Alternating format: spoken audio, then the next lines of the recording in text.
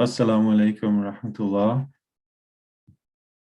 A'udhu billahi minash shaitanir rajeem. Bismillahir rahmanir rahim.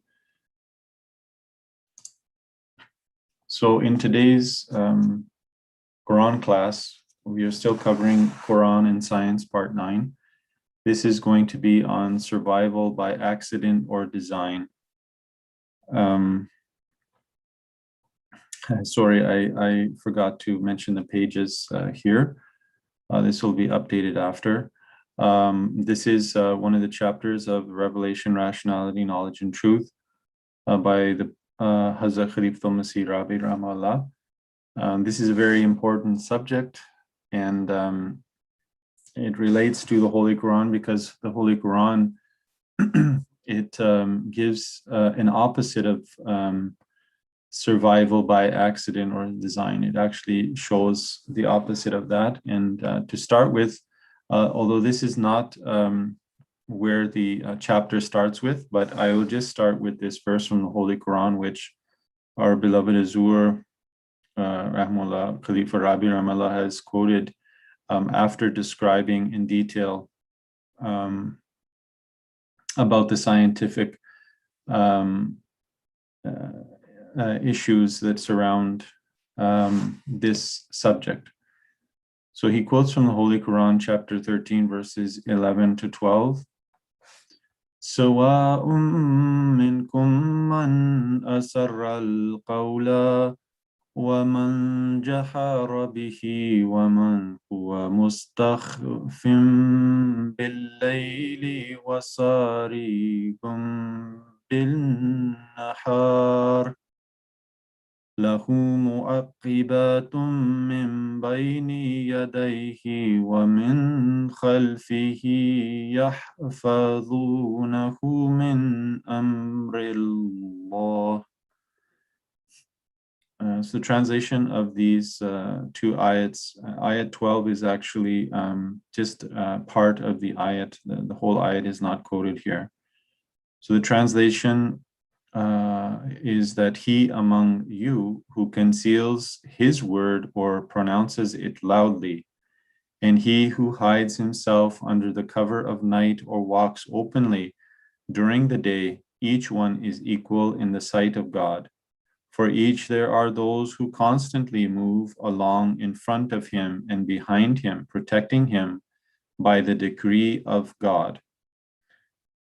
Hazur says that there are many other similar verses in the Quran to the same effect, that life has to be protected by God every moment of its existence, or it will cease to be. So this is exactly, this verse points out exactly how the Islamic perspective, or the way in which Allah created everything, that it is still being protected at every moment from Allah, every existence. Otherwise, things would come to an end. So this is in complete contrast to survival by accident or design. So Huzur says, starting this chapter of the subject, that this issue of the survival of all living creatures is not as easy and simple as normally understood by the Darwinian cliché of the survival of the fittest. This term can only be understood in depth when applied to specific concrete examples. Otherwise, there is a danger that this popular cliché will mislead people rather than lead them to the truth. The snag lies in the word fittest. Without defining what it means, one cannot put this claim to test. As to its role in advancing life, invariably from lower forms to higher forms, it is certainly likely to fail the test. So Huzur then he'll explain in this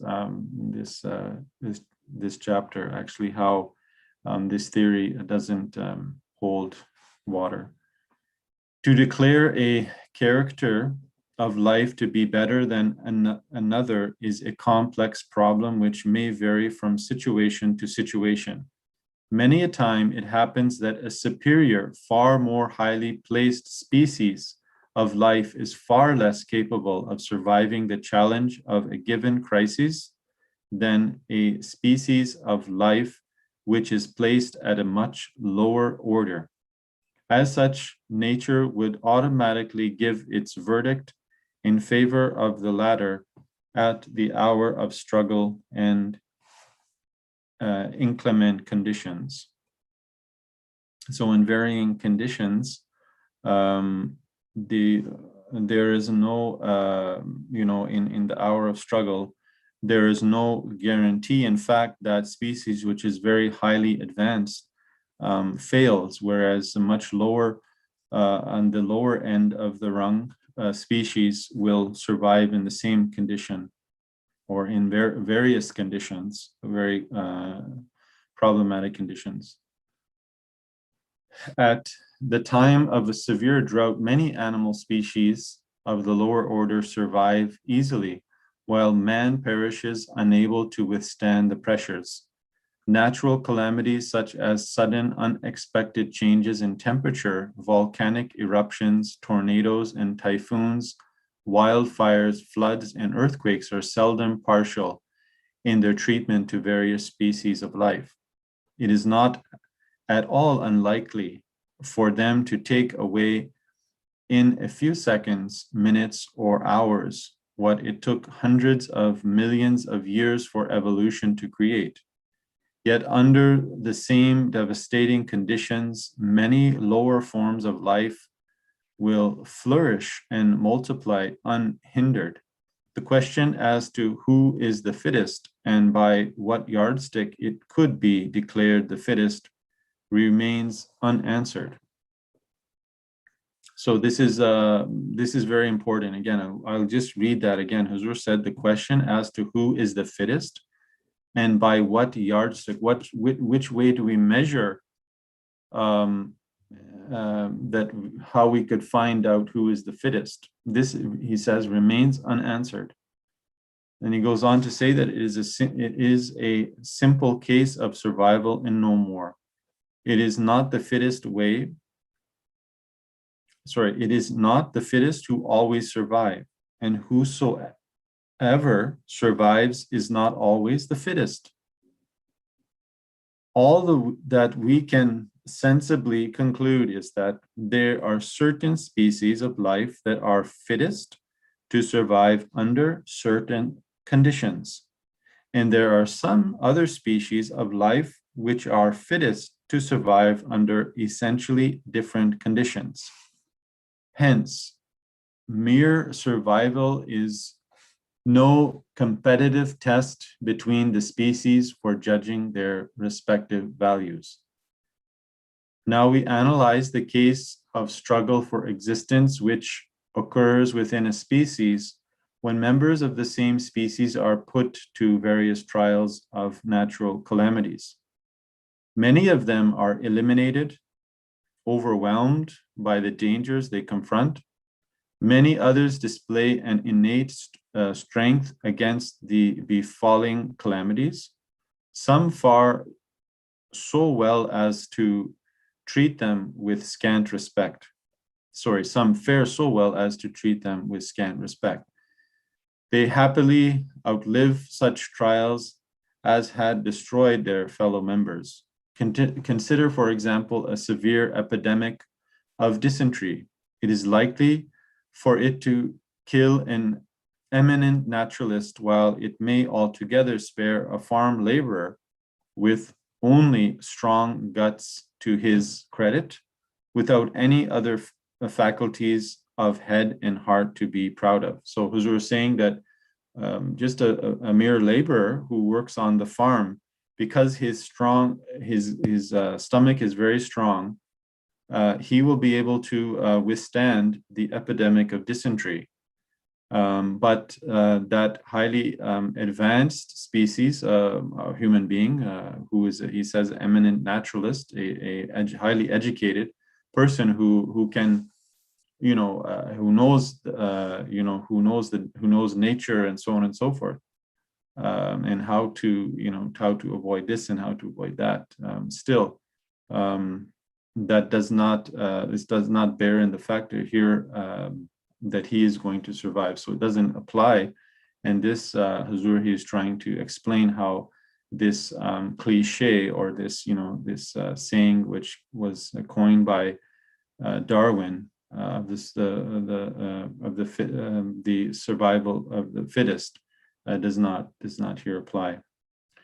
Hazur says, then again, the same people who survive a specific epidemic may not be able to survive other contagious diseases. Some may die during a spread of cholera, while survivors from it may be dispatched to death by the yearly reoccurring diseases of influenza, or even lesser diseases. So, even because we're going through now the pandemic, obviously we can see that there are people who are not being, who are in the category of those who we feel that they are weaker because they're older, but they are not falling ill. But they may, as we were saying, they may fall ill on lesser diseases, such as the trials of life. The survival is only relative to the context of a precise situation, which does not always adjudge the survivors to be fittest in all qualities of life. The real reasons why natural selection prefers some animals against others who are apparently doomed by it are unknown to scientists. So they don't know why there is a natural selection, why some animals are doomed to their fate, to die, and why some aren't. They don't know. There is no single yardstick. There's no way to measure by which every case can be equitably adjudged. Unconscious natural selection could not take into account all the positive and negative points before it could pass judgment in favor of some or against some others. The most important thing to note is that the laws of life and death are not directly governed by natural selection in the ordinary course of the phenomenon of survival and destruction. So Hazur, just wanted to note here, Hazur mentioned here unconscious natural selection. So he's referring to the scientific view where there is no God, and science is running as it may be, as it is, and functioning as it is without any consciousness. So the natural selection will take place. So he specifically used the word unconscious natural selection. So Hazur says that the final outcome is influenced by innumerable factors which spare or kill an animal for reasons which are in fact governed by a universal divine scheme of things. So here Hazur is saying that the reasons why the animal life is spared or it dies is governed by a divine scheme. He then says this scheme of things could not have served the cause of evolution without the conscious role played by a supreme, all-knowing creator who governs everything in accordance with his divine plan. So everything that we understand in nature, that science tells us, science is just the way in which we can interpret and understand how things run, right? So Hazur is saying that if we look at how everything runs and made up, if it doesn't have consciousness, how can it keep, with unconsciousness, how can it, when it's running, be able to compute and take into all these factors of things which are coming in harm's way and things which they have to protect, and how the different circumstances are coming about and how they are playing together, and how can it be just an unconscious system being run where everything is rolling out very relatively smoothly. If we go further into reading what Huzur says about it, about how much factors there are, and when we go into this further into this chapter, we'll figure out there are so many factors that are coming into play, which affect the outcome, whether we live or we die in every moment of our life. So Huzur says that the evolutionary process has to have had a conscious supreme being had to govern everything. And so he says that those who deny this have to be predetermined in their denial. It is tantamount to the denial of evolution itself. If they honestly recognize the problems involved in believing in evolution without believing in the creator. So in trying to figure out how the evolution works, if the scientists they basically have to deny this, but if they deny the fact that there has to be a conscious creator who is governing everything, then managing to evolve, making everything evolve, everything to run and evolve in this world. So this is something he's saying that they would have to definitely deny this fact that evolution can take place. As we study life at all stages, from its beginning to its ultimate culmination when humans were formed, what we observe is that survival is an exception and the rule is death. But the factors which cause death are innumerable. So there's so many factors which cause death, and very often go hand in hand with the factor of chance. These factors, if identified and located, would make life miserable, if not impossible. So Huzur is saying that if we were to identify all of these factors, like we would be conscious of, if human beings would be conscious of all of these factors and variables that would affect us, and in fact be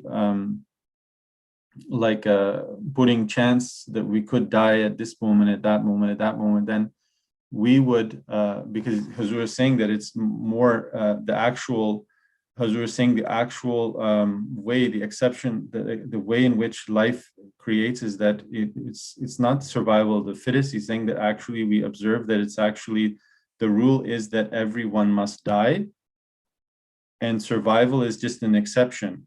So how we die, how this happens, if we were to think about it, and we start to realize and understand everything, then it would be very miserable life. And Huzur says that the living would have to suffer through a state of fear and terror constantly hovering over them. So we're in the time when we can grasp it, or on the cusp of when the start of the pandemic hit, we were, most people were feeling that fear, they're having that terror, right? And then after it sort of calms down, but the factors are still there. In fact, they're becoming, if we're following the news, we're in a much more threatening state than before. So we understand, but we don't realize that actually there's so many things in life aside from this imminent danger of the pandemic, the COVID-19. There's so many other factors which are actually that would make us panic and make this life very miserable. Hazur says, fortunately, death moves stealthily and man remains most often forgetful of its impending threat. So he said that fortunately, death moves quietly along. Stealthily means like you can hardly detect. It's sort of hidden.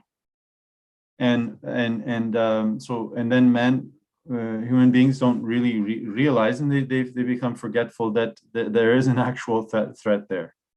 But for his propensity to live in a state of oblivion to the inevitable decree of death, man's life would turn into a perpetual nightmare. So if he said that if we were inclined then to constantly, or to if we were inclined to that, to that thinking all the time, a realization that it is inevitable that we are going to die at some point, then this life would be unbearable nightmare. So Huzur says, if bacteria, of which drinking water is seldom free, so there's so much bacteria in water, if it were visible to man, to quench one's thirst would become a punishment rather than a pleasure. So if we understood how much bacteria, and we would feel that what we're drinking is like a punishment rather than an enjoyment. He says that if we begin to see what living organisms we inhale, with each breath of air we take, breathing would become a torture. If we could somehow see with the naked eye the creatures which jump into the air with every step we take upon a well-cleaned Persian rug, for many, the ordinary process of breathing would become a torture. Little do people know that the common household mite, that's that small little bug called mite in carpets, is, if it was magnified to visible proportions, would appear more horrendous than the ugliest of the dinosaurs that ever grazed upon this planet. So we don't realize how how horrible these little bugs are, even that are in the rugs. The air we breathe bounds in so many different forms of bacteria, which, if they happen to take root in our system, could cause tuberculosis, pneumonia, lung cancer, liver cancer, all forms of dysentery, diarrhea, septicemia, eczema, and other deadly diseases related to all major human organs. Yet we inhale them and most often do not fall prey to them. There has to be a protective system to keep them at bay from us without their free, unrestricted access to our inner organs. So Huzur said, so note this and understand that this is the important point. It's not to make you scared. Okay, we're reading, we're understanding, we're learning the Holy Quran and what the Holy Quran says about creation and how Allah keeps it, protects us, but we're getting scared now. Now here is the point where Huzur says, there has to be a protective system to keep them at bay. Something is keeping them from harming us.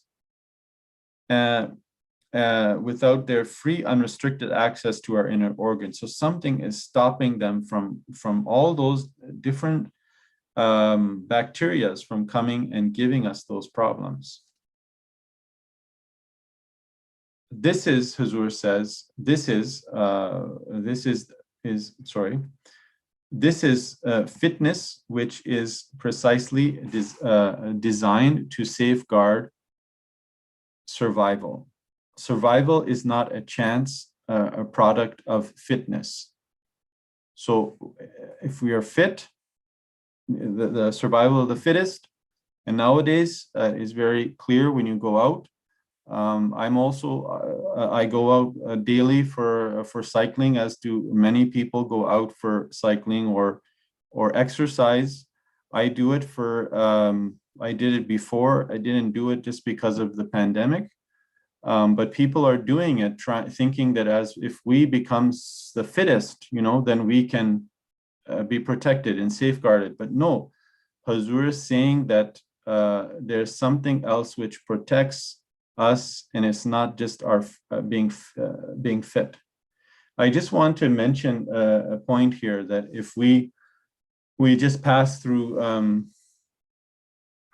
the month, the Ashra Salat, and in Ashra Salat there was a quotation from our beloved Huzur, Ayatollah Talib bin Ansar Aziz, where he said that when we think about taking care of our health, we do all matters and we take all measures in to take care of our health, and we strive for that.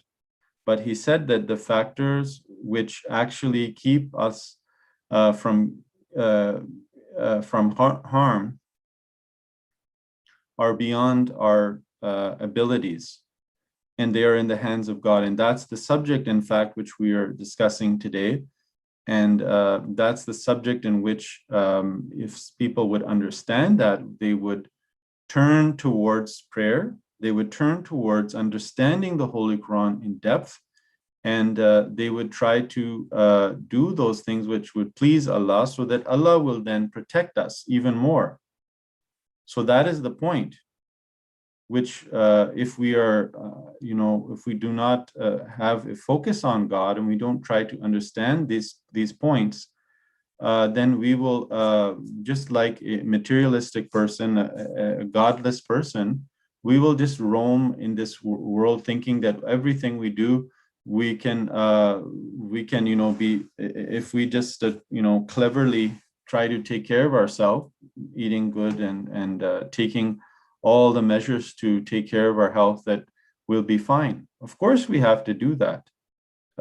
Everything we have to do, we should do in life. Of course, that's part of life. But the main factor in which regulates everything, if we are a believer in God, and why we say that we're Ahmadis, why we say that we're Muslims, why we're proud that we believe in the promised Messiah and Khilafat, and why we're proud that the month of Ramadan came, is because we believe that what governs everything is Allah. If we're proud for that, then we should, for maintaining our health and our survival, we should first turn to Allah. And this is the point of this discussion today, and this point from the Holy Quran, which is under discussion today. And as we go through these in-depth commentary from Hazrat Masih Rabi, we understand that this is most important, that we need Allah's protection more than our own limited knowledge of the sciences in health. So Hazur says that there is far more to it than we have briefly indicated. Each movement we make, each thought that crosses our mind, bequeaths to our nervous system a waste residual of consumed energy, which, if not immediately taken care of, could cause instantaneous death. So how even the nervous system releases certain energy, how it's balanced out and it doesn't cause death, because it's somehow goes out of our system. Hence, during every fraction of our living seconds, we confront and survive death. This is the true meaning of survival of the fittest. And this fitness is not a product of a mere game of chance. So Hazur is going to, actually we still have 3 minutes, I'll continue. So Hazur says that at every step, highly intricate and complex measures are taken, which must be well designed to ensure protection to life from the innumerable threats surrounding it. The case of the role of oxygen in plant and animal metabolism presents an ideal example to help understand this phenomenon. The term metabolism is subdivided into two categories, anabolism and catabolism. Anabolism is instrumental in building new living tissues out of available nutrients. It is also responsible for the storage of extra energy in the form of fats. Catabolism is the is the opposite of anabolism. It breaks down complex molecules into simpler ones with the consequent release of energy. Complex molecules, which are rich in calories, when broken down into smaller constituents, release energy, a process during which the sum total of their mass and weight is reduced and the apparent loss is gained in the form of energy, which the living organisms utilize for their survival. Although catabolism is referred to as destructive metabolism, it is highly essential for the maintenance of life because it is through this process that all the daily needs of energy are met. All physical movements, emotional agitation, and mental processes require energy. It is catabolism which provides this vital need. All lower forms of biotic organisms, even those which have neither lungs nor blood vessels, have somehow been provided with an alternative arrangement for respiration. Hence, their need of oxygen is also met with in a manner similar to the animals which possess lungs. The mere availability of nutrients is useless without catabolism. The importance of catabolism is apparent in the daily human experience. Man can live without food for weeks and without water for days, but without breathing, he cannot survive even for a few minutes. The moment the supply of oxygen is cut off, catabolic activity ceases forthwith, and all living cells begin to die. The first to be hit is the brain. Before we begin to discuss the extremely harmful effects of oxygen and describe how highly effective proactive measures are taken against them, we would like to remind the readers that oxygen is vitally essential for life in every sphere of its activity. This presents the fantastic measures adopted by nature to create balances. Everything which is beneficial may also have harmful effects to a degree that if it not be kept at bay, there may be a balance kept in it, then they will entirely wipe out the beneficial effects. This paradox, a paradox as it is still highly essential for the existence of life on Earth. This is the story of creation which is repeated on and on limitlessly. Not a single faltering step can be heard, even by the keenest ear of merciless critics. The subject of oxygen will be discussed at greater lengths later on. So Jazakumullah, I don't have time to go further on this or to explain it. Inshallah, we'll continue this after. Inshallah, my Dars al-Quran will be, during the month of Ramadan.